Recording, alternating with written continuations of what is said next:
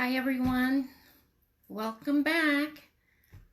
Te utaripe ke asimai the first lucky one, ka tau ka matae. Pa i he tau lotonga tau tari ko tukata hawhakamalo kia ki mo tolko toa pe o mo mea mai i he laivi ki mua hono wa mo atoha haloto honga ia, neongo hatau tui tatau, pe tai tui tatau, ka ko kei whakamalo atu pe, ke o mosi tuku taimi mai, ke tau share mo tau po talanoa, pe a ofa pe ke ma'uha ngaahi o LELEI, he ngaahi vahe mo tau ngaahi exchanges, mo ngaahi ko meni, ko toa pe, whakamalo at ka ki mo tol ko toa, pe a ko kore pe ke hufanga atu i he ngaahi whakatapok tawanga maheni ki ai, pea hanko lau malo pe mo ofa ai iki ke tau ke ia umai ki ngai ahoni pea whakawhiawhia a e tau whanongo atu ko si FOKI mai ai ho tau kakai koe no nau si tuku waka i fisi ko ka mata ke whakafoki mai ho tau kakai ki tonga pea whakawhiawhia aupito. I'm sure those families are just so happy to be home and neongo go ki whai aha taha wha, but it'll go by fast. Pea tak taha whilak mono wha miri. Ka tau whakamalo ke pure anga he fungawe lahi koe ni ko o ko oslava. Pea tau loto kotoa pe ke malua tonga mo tau mui pe ke ngai tutu uni koe a pure anga mo e pot ngawe mo ui. Ke hui ke oe sia ho ka tau mua ke lava lele hono whafoki mai ho tau kakai and at the same time pau ke malui mo Fonua ke malu ho ko tau ilope si tonga whaka ofa koe ke tau ma'ue ngaahi whaito mo ngaahi technology and all that stuff ke hui ke si toko ni kakai ka hanko lau au ngā pe ai tau lotu pa ko stuko tonga ki langi pa tau whalala pe ke eiki kene hanga o tatake mea kotoa pe. Ko ku tau mua a ki fo i po talanoa no at ko ni. Ko whia mau pe ke talanoa atu ki he teke ko ai tomokalati. Kau ina kaveinga o ko nofo mau peo whakau ki ai. Pa ko pehe ko ha mea MAHU'INGA ni ke tau vahe. Fakalelei, tau te whito ke tau vahe mo kau pātoa. He koe kaweni ha kaveinga o ku tau futo ke he aupito ai. He o ku nau tui nau toruia ki he teke koe ai tomokalati mo e nau visone ki he reform. Ke hui ke aha taimi o ku wa tonga ki he nau tau muai a nau tolu koe full democracy.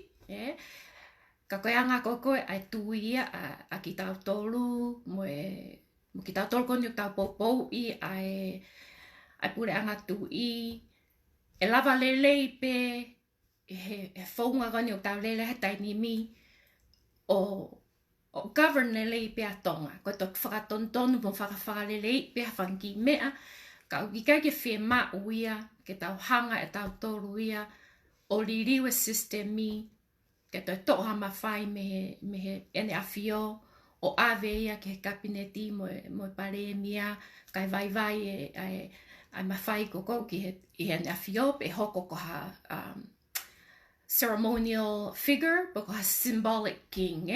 Aia koe kaweni ha fo i toka te line o ku tau fu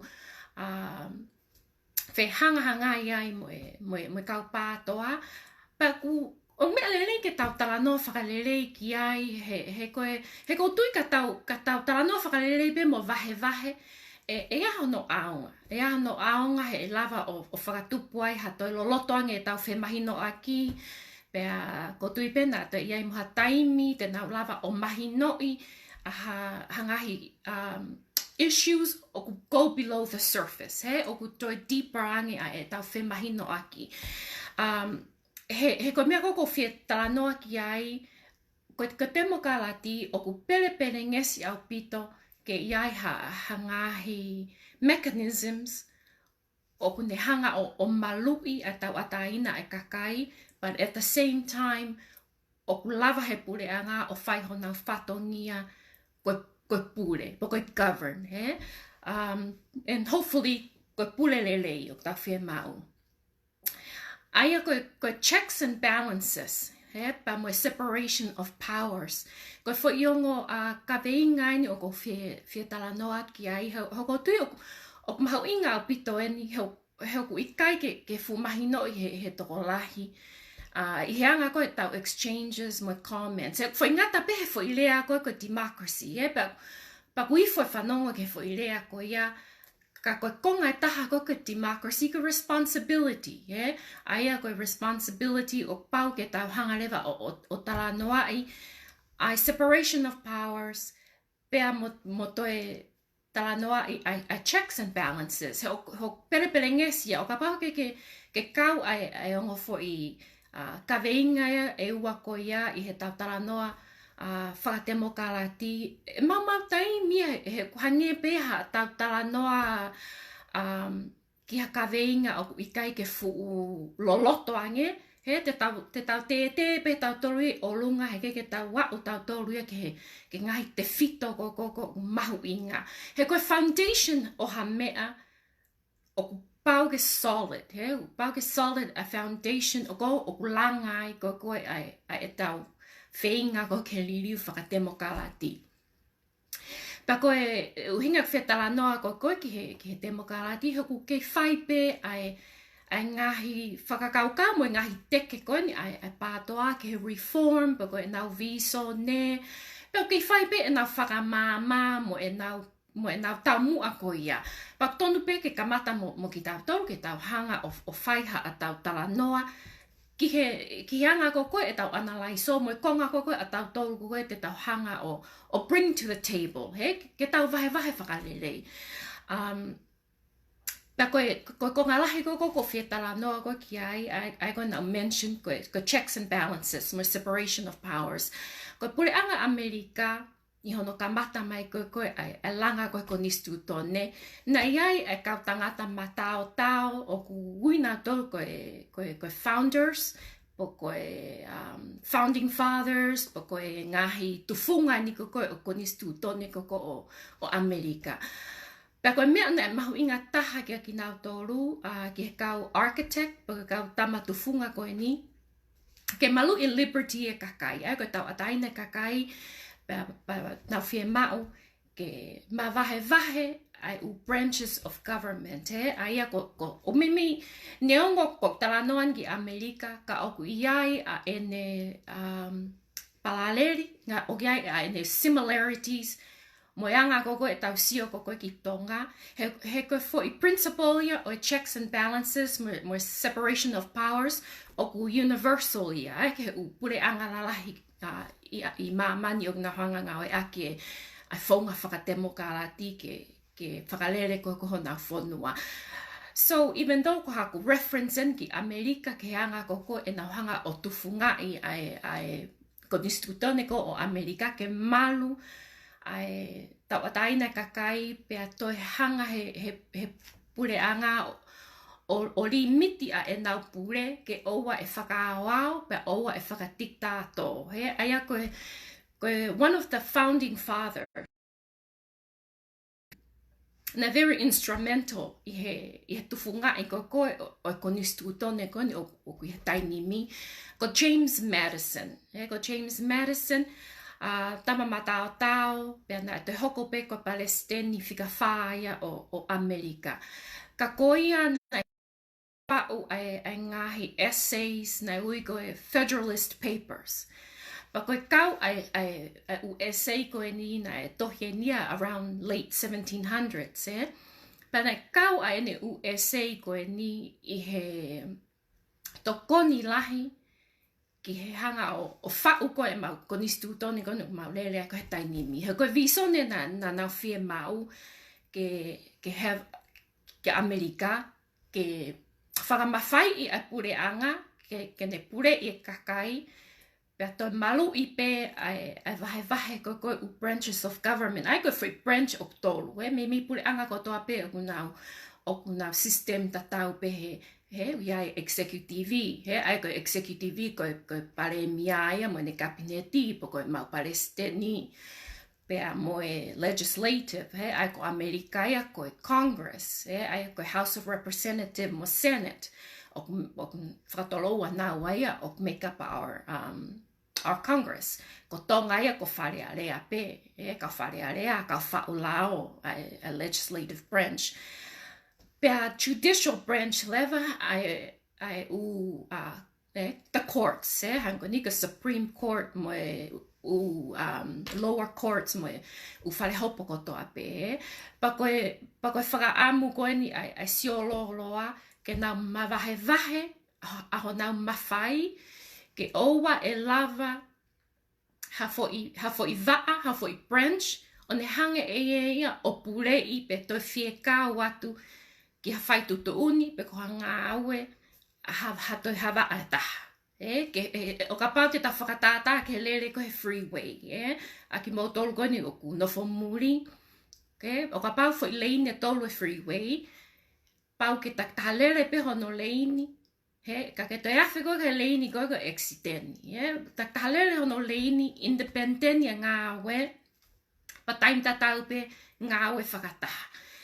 Pa hoko lewa ai ngāhi checks and balances, koe ni mo ngāhi separation of powers, kene hanga o malui ai executive, mo legislative, mo judicial, ke hui ke owa e lava hataha i he fo i waa koe e tolu o fuulahi hono mawhai, ke pure whakaawao, mo pure whakatiktato. Hange koe ni ta whakatata o ka pau e hanga he executive ia aia koe branch ni koe o ki ai palestini po koe paremia. O pau hanga he paremia ia o pule ipe ia ai whau koko e lao pan te hange pe ia o toi pule i ai kakai koe ni o nau hanga o interpret a lao pa nau te whakamatala e lao e hanga mea e hoko. Koe mea lewa e hoko tene hanga lewa ia control katoa e umea koe ni pea e lava peia ke a o whakatiktato a ene fakalelei. Pako uhinga le vaini a hono omai koko a ngāhi separation of powers mo ngāhi checks and balances ke ta ofi ke oa e lava hatoko taha o ne pule ia hato e waa e taha. Ka nau lere tau a taina pe ke maa i ngā aue pa hanga e o sivi i ngā aue a ka awhi halaki o siai hona mawhai ke whakatontonu.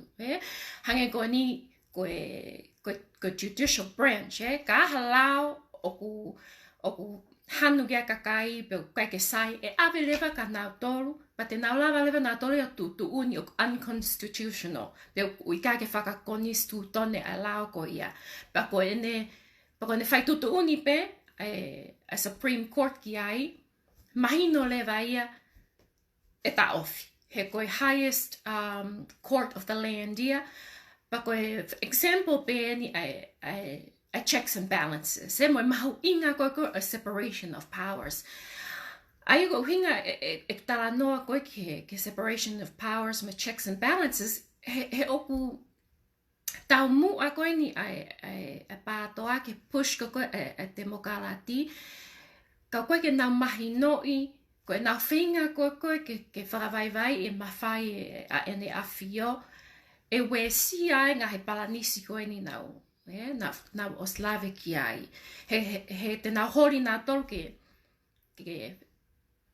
appoint ai a te anseniale me he pare mia o ka pau e appoint he pare mia ai a police commissiona e fu lahi lewa e mawhai ia e lava pe ia i he toko taha o hange lewa pure whakatiktato.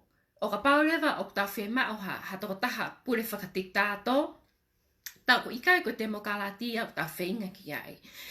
He koe mea e ni. O sei a tui pana tau o si hanu ke pehe o na absolute monarchy a tui. Ai koe absolute monarchy e lava peke tau pehe koe pure whakaleve lewa po koe, you know, in a sense, it's an absolute authority. Koe ke te hatahaya e toi maalunga pe e toi whaitutu uni ke ne toi hange ia o angiha checks and balances ke tui. Ne mak ko toi umawhai. But na tau os move away me he whahinga pure ko ia o tau lele maieni I he constitutional monarchy. But before then, na tau I he absolute monarchy.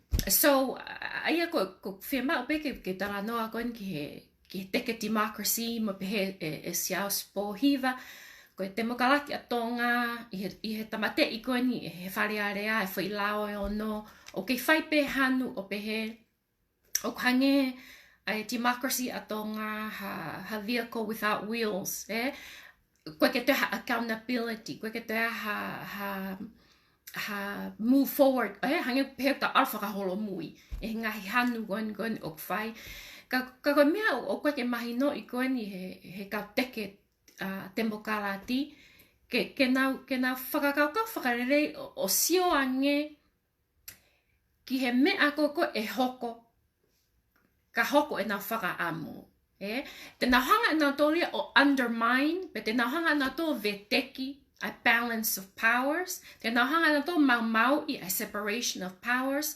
He koe ki pure anga tonga, it's so small. E tau ki foi government system. It's so small. So ko Amerikania mahalo ko mau Congress, it's over 500. A kau whakafofonga.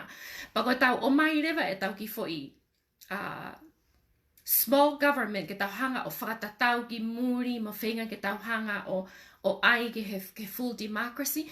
Ko grow ko a pure anga e to grow mo paanga ko a taxpayers ki totongi he ko system for all ka tau unu ki ai o hoko e nau whakaamu e to lau miliona ha to totongi o haka whakafofonga to totongi mo haka kai ke nau hanga malu ie because that's what's gonna happen e pau ke grow a pure anga pa ko grow ko a pure anga e pau ke grow mo tax bill ko totongi kakai ai o MAHU'INGA ke tau sio fakalelei ki ha limited government mo whiunga mo tau iwi whiunga mo tau society whiunga mo tau culture whiunga mo tau tradition kai owa te tau foi sio pe ki he teke ha foi mea maari ko pehe ko full democracy ko reform ko vision aia ko pehe ko tau toki a o peke democracy pa tok maua pule LELEI ko ka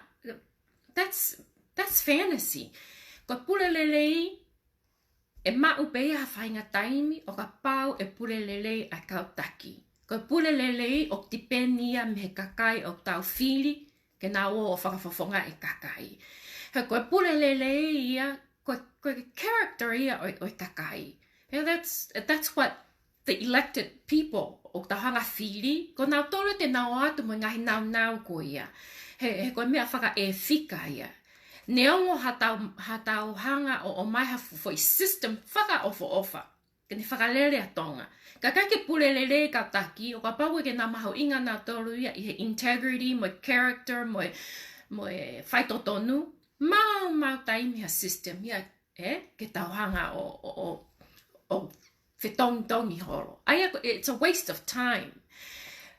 Aia o MAHU'INGA ke tau mahino'i a kehe o sistemi mo kehe ai whakamolale mo kehe koko ai tau teke koko ai te whito I mea koe te ne lava o liliu a katonga. Koe mea liliu a katonga hakakai o na ofa Fonua mooni. It's as simple as that. He tau whenga ta toke ta hanga aike complicated mo tau pehe iai ha founga hanga democracy o ai ki tau tolu ke tau toe unu ki mua pe te tau toe tuu maari ange but it's so simple ai anga koko ha reform mo ha mea LELEI ke hoko ki tonga ko accountability pe mo ngahi mea ko nu ta whenga ke hoko kau teke ke hoko LELEI o hoko kau te ke hoko LELEI so going back to medicine siana ko now mentioned ko ngāko James medicine mo ene hanga koko o o ensignai ai konisitutone koe a Amerika. I just want to share with you guys. I konga koe e ne mea koe na hanga o tohi I he pepa koe essay koe ni koe Federalist number 51. He aia na pehe e medicine. It may be a reflection on human nature that such devices, checks and balances, should be necessary to control the abuses of government. But what is government itself but the greatest of all reflections on human nature? If men were angels, no government would be necessary. If angels were to govern men, neither external nor internal controls on government would be necessary. In framing a government which is to be administered by men over men, the great difficulty lies in this. You must first enable the government to control the governed, and in the next place, oblige it to control itself. Aia koe MAHU'INGA o whakamatala koe ni a medicine, uluaki koe haatangata, o koe ka whanga angelo ki tau tolu. If you know, if men were angels, no government would be necessary. Aia ko uhinga o tau whia mawai hapureanga ke malu'i ki tau tolu, malu'i a society meanga negative urunganga koe o tangata. Aia koe haho tau urunganga koe ni o hinga ki ai. Greed, a siokita, moe manu, moe, you know, loi, kai haa, whainga mea pehe. O pakoe ko hinga nia koe kau taki pureanga, I kai hinga nia ka tau tolko to ape. Ko ngaahi universal characteristics pe nia, oi haa tangata from, you know, our first parents in the Garden of Eden. Tau kei mawai pe a whainga natula koe ni. Neo o wai peho tau natula LELEI, ka koe reality eni. O kuiai a ngahi natula o tangata. E paulewa ke whao hangahi mea ke malu'i a kakai, malu'i mo Fonua. Ke oua e wesia ai pure LELEI mo ngahi nau koe ni o whia mao koe ke whao ka society o ku mau luta. Pea ke LELEI whakaluku fua. So, I he sio peheni koni ai kau founding fathers, poko kakai ko na nahanga ko o ensignai ko ai konisitutone. O makatu ungai ai nau sio loa ke whau hapureanga I Amerikani o unelava, malu e kakai, to malu I mapureanga, vahe mawhai, oua e hao ha waa o intafihi mo hato e waa, pe oua e hanga he waa ia koe o whenga ken hanga e ia o control katoa ai pureanga. He koe mea le vai hoko, e move away le vai am he tomokalati ke whakatik tātou, poko e tyranny. Aia koe whai mea e ua nai hoha agi ai kau founding fathers, poko siana koe ni ko James Madison. Nai hoha aki he liberty, poko tau ataina a kakai, pato hoha aki he tyranny. Aia koe pule whakaawao. Koe uhinga le vaia ai whaupeheia homa pure anga koni I Amerika o fuu neo o koe pe umea o vai ka o fuu malu aupito ai umea ni ihi pa koko ai pure anga Amerika ia ke ha it's one of those most recognized documents, our constitution in the world is being very solid. I mea koe malu I koe ai branches of government. O ku kau ai document ia koe ma konisitutone ha mea whakahistoria I he, you know, is such a solid historical piece of document is what I want to say. Aia ko omai pe ai whakatata koe ni hono tufunga I konisitutone koe pure anga Amerika. Hauku iai pe ai ngahi parallel te tau lava o draw from ki he tau sio koe ki he pure anga tonga. Pa ko whatonga o ka pau eke siaus pōhiwa pa mo ka teke democracy a whehu I koe ni. Koe haha mea ke nau hanga o whai mo whau ke mālohi ange ai democracy I tonga. O ka pau te nau hanga o eke fakalelei mo analaiso fakalelei mo nau mahino'i ai separation of powers mo check and balances. Hei kake nau hanga nā tō o teke mea koe ni o nau teke. He koe ni ka tātāna whakatātā ki hen. I pule anga lolo tonga, o ka pau ko pare mia ne pule executivi. Ai ko pare mia me kabineti ko nā tōleo ko executive branch ia he pule anga. Pa te hanga pe pare mia ia mo ne kabineti o nā mako nā tō majority I whale alea. Ai ko foi branch ni e ua. O nau dominate nau tō rai. Sai, ka tō hanga lewa he pure anga lo tonga ko ni o tō control ai appointment o kau judges, pa nau tō hanga na tō o control ai pēnolo koko, ai ko pēnolo ia koko na hanga koko o vet ko ai ka whakamau. Pa nau tō hanga na tō ia o tō control ai aten senyalet, mo police commissiona. Te nau hanu mo loto ma mahi lahi. He te nau sio lewa, o kuhala a nau teke tomokalati, full democracy mo nau viso ne ko ia. So, I hanga sio, o te keke nau hanga na to whakakaukau I fakalelei. Ai liriu koe ni opu nau teke.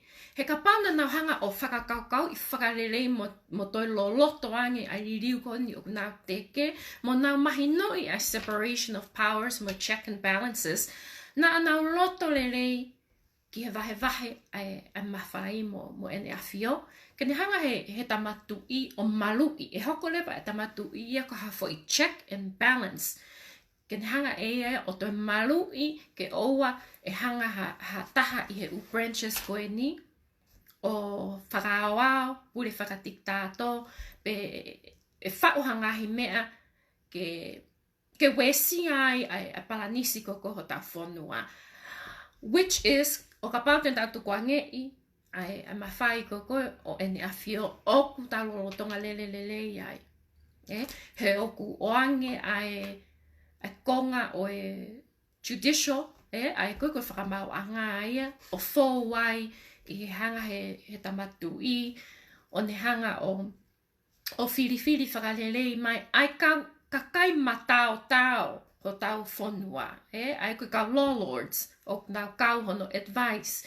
Ai koe mean ke tau eke, would you rather have ai kau whale I matao lau ai tu'i ke nau hanga o toko ngāhi, ai tau whakamau anga, peko te ke whia ko hakakai e whiri mai e pīveni tu'i wata, pe koe pare mia or anybody else. Ai koe tau tari, if we're all honest, te tau pehe kai, we ta whia ta toke hawa a pive ni poko tu I wata, poko ha whainga taha pe even pure anga koe ni pare mia, o koe ke tau whia o tau toru ki nau toru ke nau te hanga nau to toi whiri mai pe judges, ke nau hanga nau to control ka whakamau anga, control mo police commissioner, the control mo aten senyale. And then we end up with a PM that's like another king. So why have a PM king when we can just have a real king? Neongo ai pehe e sias pohiva o mea tau alfaholo mui. Ka ko nau tōru au nau alfaholo mui I he tomokalati. He okuhanga e nau tōru ia o we sia ai ngaahi pouturiki. Pillars of a democracy, you need to have separations of power, checks and balances. Pea koe whaunga pen koe ni o maru taha, o tau lele tai nimi. Pea koe whakapoto taha, aianga e tau sioki he tau maupaanga, ho tau ki Fonua. You know, they want to have, ko palapale mani koe ni o teke koe ngahi pure anga pehe ni, They want to have a champagne government on a beer budget. And you know, it's just not logical. Ke vili ka fufau pure anga out of reach ia maki tau tolu. We have to work within our means. We have to have limited government. But oksai lelei pe ho tau pule anga o tau tolu he whaunga koe ni. Oksai lelei pe pule anga koe palopalema, koe kakai koe ni, o koe kage nau lava whai lelei ho nau whatongia. He oka pau, nai lava lelei pe i he tau kau whakafofonga, mo kakai koe ni, whiri he kakai ke nau o whafofonga i nau tolu. Oka pau na nau lava pe e nau tolu e o whakahoko lelei ho nau whatongia. E lelei e pureanga, pea e sai e mea kotoa pe, te nau ngā ue whakataha, pea e focus level, e energy, mo attention, a taha kotoa pe ki he langa fonua. Aia koe ki kaveinga pe ni nau fie lawe at ki ai. Let me see if I missed anything. I think I've covered everything. He na whia maha upe ke keep it simple. I beg ke no, pa mahino, and I don't want to ramble on and on, but to confuse hataha ia. Ka koe MAHU'INGA ke hui ke tau have a dialogue, ke tau talanoa ki a, yeah? He oku MAHU'INGA ke tau go beyond, ai fo i lea gogo wifo ke whanongo mo taki aki koe attention ke kakai koe pehe, tari hui ke kakai. He whewhe ke tau tari hui ke he lao. Poko mo tari hui mai ka mautolu, ho ka whakamau anga mautolu. O atu, ai whatongi a ke mo uofua. Pa mo o tari hui ke he lao, mo o tari hui ke e whika mo mo lare, ka tau no. So I think oku taimi nihi, oku counterintuitive, ai tau whakakaukau, he? Ai ko uhinga, it's the opposite, he? Ai au tau pehe, at least a kau pātoa he nau sio, he? Nau pehe, koe toki iau ka pule anga full democracy, but then now fear, ma'oe, a viso nemo reform. But look at the countries like America. We have a full democracy in the sense of the word. Na whainga ki ai. Mo sio ki he chaos, mo e ngaahi palo palema koko society. Yeah? Aia, o mauia ke ta whakakaukau fakalelei, ko society o koe pure anga, te ai mo culture and tradition, o ne hanga o malu'i ai Fonua, ke oua e fu'uhe, pa ne hanga o ai ki tau tolu, ke tau hanga pe o whakapoto i ai whainga koe, ke tau hangi hakau pālangi, mo tau whainga koe, ke tau ai mea kotoa pe, koe whaiteri ha kakai. Koe whaiteri ha ne kakai, ko tutu ai e ha, mo e ha, fusihi fo e ha, mo e ha. It's just chaos. Koe lao, mo konisitutone, mo e tau culture, tradition, koe ngahi mea ia, ten hanga o puke ki tau tolu, ke tau lue fakalelei pe, o te tau fu oho ki ha mea, ka ai o whakakaukau i fakalelei. Hok whele tau kakai matao, te nau lava lelei pe o make adjustments as needed, mo ai ha mea koe have a happy medium, ke hui ke tuke whewhusiak mawhai. So I guess ko ki talanoa tu pe faka'ikai'i ki he mawhai mo let me see what this comment says. Don't I still electing the wrong people parliament, but where are the right people? Well, you know, ko kakai totonu they're out there. A kakai totonu, ka koe palo ma o ku tau whiri e tau toa e kakai ngutu maari ai ko kakai koko o ku ngutu maari mo nau hanga koe ni o sweet talk o koe ke ha substance ha na message una fo hape na totala mai what we want to hear oh ka ke whiri au te tanu I'm not trying to say COVID tanto hala, but we hear it. Ke whiri au te tango toa hala, ka ke whiri au ka ke toha ngahi empty promises o mai ke kakai. So, koe kakai a koko, na hana toha maha message koko, na talanoa whakamātoa ato, poko hana talanoa ki ha ngahi kaveinga hange ko ni koe pulelelei mo whahinga mea tene hanga o langa, you know, taimi ni ihi o ikai ke fu take seriously hai kakai, he koe politiki ia o ku, you know, let's be honest, it's like a sales job, o ku te alo market, e te candidacy out there, te kantiteiti o te alu o campaigni, pe o ku hange pe ia ha, me hange pe ha whiri misi he taimi ni, let's be honest, aia, ko ka lahe te kau pou, mo lahe ha te tola ke aia ke ha te floaty, mo ha te banners, mo ha te polokalama. You know, it's just like, you know, here in America, you know, people spend hundreds of millions I he mau election ko he Filipalestini. Pea ko tonga o ku me alu pea, yeah, the more noise, the more chances e hu ha toko taha. Ka wai pe tau kakailelei, wai tau kakailelei o kunau lo tonga whakafonga tai nimi, pa tau whakawhetai o kunau take seriously e nau whatongia, mo tau whakamalo.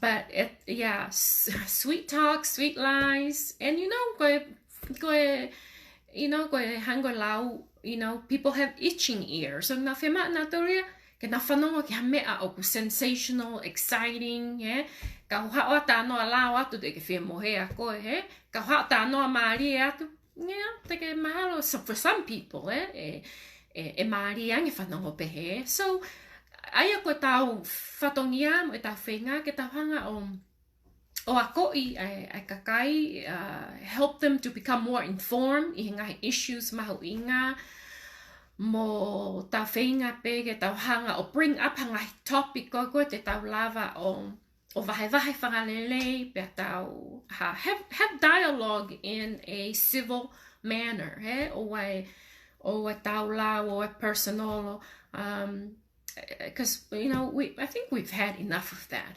Tau whenga ke tau move away from that and have dialogue and discourse. Pea ko tui mahalo I ngahi exchanges ko ia e lava pe ke mahino'i ni ihi. You know, what we have is a good thing.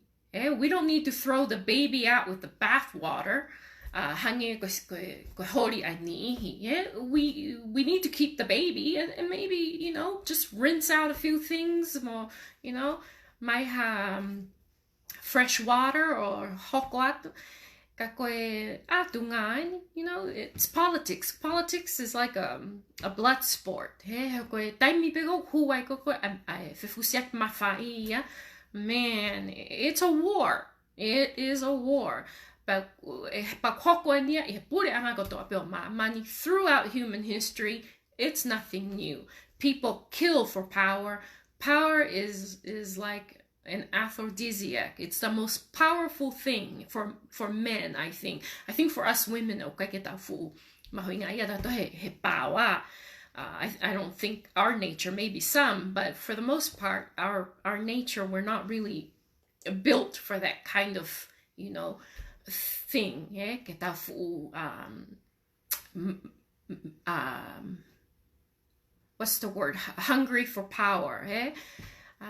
So who knows? Mahalo ko uhinga ia e whinemato au nau si kau mai ki he kau mai ki he politiki. Ke o atu e mau feminine persuasion na aonga ki he whakamama. Kau taimi nihu ki lahi e mau intawhihi I he taulau me whakawhinematua. And, you know, and I hope for the women out there, and even some are doing a great job in educating and that's great. But at the same time, ke tahanga set a better example ki he tautupu, ki he whangi young women, young ladies, because I think in the future, iai pe ha tau female Prime Minister, and let's hope that ki ho tau kuonga te tau sio mata ki ai, and that would be an exciting, you know, time for women to lead, and I think women definitely we have a lot to offer. Faka'ikai'i historia mamani, were incredible leaders. Like Margaret Thatcher, she's one.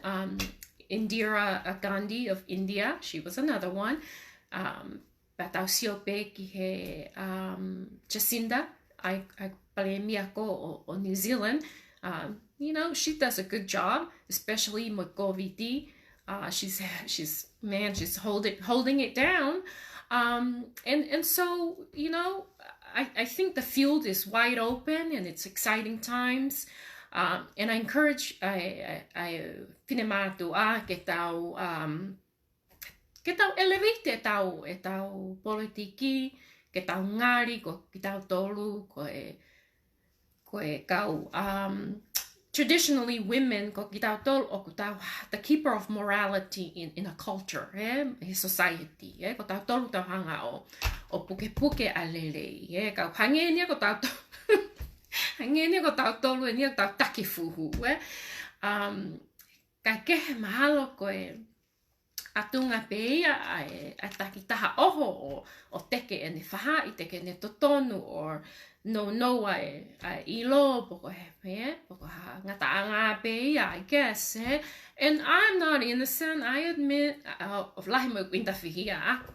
So, ka koe me LELEI yeni, we can always start new, we can always turn the page, o tukua te meha ko he yesteryear, ka tau whainga, ke tau teke pe ene mooni, mo ne totonu, mo ne point of view, teke ne faha'i, like, o koe pureanga tui, mo whaunga ho tau pureanga, 100%, no doubt, for the rest of my life, ko tui, and it's not gonna change.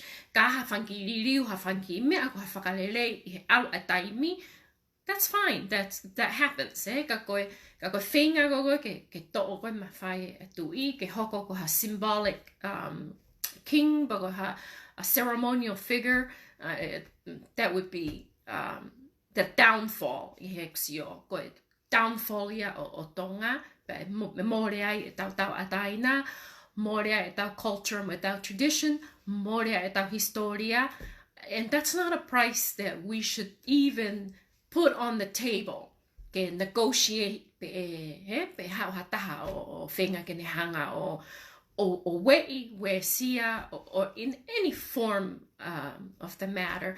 So, malo aupito homo, yes, I see people commenting, Ana Tausinga for female prime minister. Hey, why not, right? Neta, hang in there, campaign, for 2021, and just keep pushing. And once you get in there, there's no telling, the sky's the limit. And I see also a funky young women now involved in funky parliament training, funky mock training going to koko, and they're pretty sharp. O ko te siot ka kinau tolu, o kulakang e nau ilo mo e nau talanoa fakapolitikale ki tau tau kakailalai. So I wish now more outspoken i he ngaahi dialogue fakapolitikale, ke nau mana to taki ka mawat ma to whine mato a tangutu lalo, take a seat permanently. Ke tuka maulonga a, ka omai e tau tupu ia, o na omai o taki, Hoku te siatu, they have a lot to offer, o now very, very bright. So it gives us hope, It gives us hope o kia hafa now, o na rotonga training, mo na wako, mo na become more aware. But ofa pe ke now also see o ke konga koeni o e tau culture, mo e tau tradition, mo na hanga o puke ngahi mea ko yake oa e more. So anyway, I just want to say, malo aupito ho mo tuku taimi mai ke he ku whakahauha atu, mo e ku talanoa atu, pea ofa pe ke aonga ki vahe ko ni, ke hataha tatau e pepo, tatui tatau pe ikai, ka koe tuku atu pe, leave it there, take what you want and leave the rest. But I just want to say thank you, also to the admins of King and Country, homo si ngāue, a work sacrifice I ahakoto ape. You know, it's not a fun job sometimes. You get harassed, you get bullied, you get sworn at, mo faka'ikai'i ngaahi loi kauka ki mo toro mo whamini. And you know, I'm, you know, it breaks my heart to see people I know get trashed like that. But thank you for hanging in there, and for those of you doing that, you need to cut it out. You know, karma is gonna come back and get you. So anyway, thank you so much, everyone.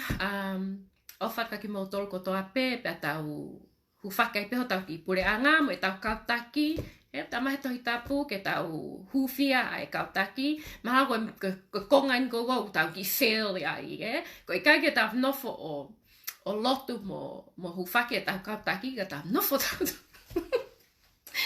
tau tolu hia o toi pomu nā tolu, So maybe more prayers is needed for everybody, right? Okay, well, thank you so much, everyone. I appreciate all the support, all the love, and hopefully te tau hokokat pe tau talanoa pe ofa pe ke aha taimi o ku tau merino mo one tonga for all tonga, and under our king pe hokatu pe ai pureanga whakatu I until the end of time.